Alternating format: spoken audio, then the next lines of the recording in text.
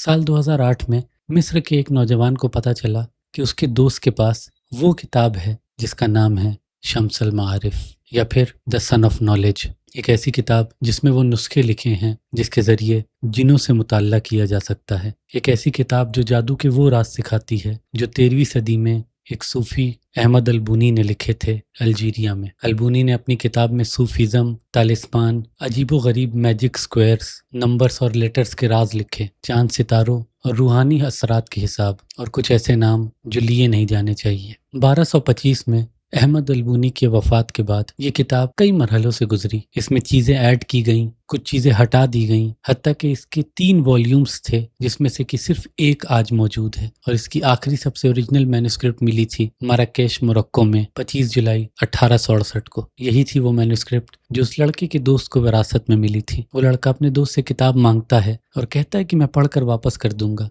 लेकिन उसके दोस्त ने पहले ही कुछ अजीबो गरीब तजुर्बे कर रखे थे उस किताब के साथ, तो उसने इनकार कर दिया। कुछ वक्त बीता और बार बार उस लड़के के जोर देने के बाद उसके दोस्त ने फाइनली उस किताब के पेज नंबर 11 से 15 फाड़ कर अपने पास रख लिए बिना उसे बताए और फिर किताब दे दी पढ़ने को। लड़का वो किताब लेकर जाता है अपने साथ, अपने घर पे रात में पढ़ रहा होता है। जैसे ही थोड़ा वक्त बीतता है उसके दरवाजे पे कोई दस्तक देता है। वो घबरा कर जाता है, आधी रात को दरवाज़ा खोलता है और देखता है कि सामने एक बूढ़ा आदमी खड़ा है, सफ़ेद बाल, चेहरे पे झुर्रियाँ, और वो सिर्फ एक बात कहता है अपनी भारी आवाज़ में, किताब पढ़ना बंद करो। वो लड़का खौफजदा होकर दरवाज़ा बंद करता है और घर के अंदर खुद को बंद कर लेता है। अगले दिन वो लड़का फिर किताब को पढ़ना शुरू करता है और फिर वो आदमी उसे बाजार में, सड़कों पर, हर जगह नजर आने लगता है। वो आखिरकार जाकर अपने दोस्त से बताता है कि उसके साथ क्या वाकयात हुए। उसका दोस्त जाता है, अपने बिस्तर में तकिए के नीचे ढूंढता है, लेकिन कुछ नहीं मिलता।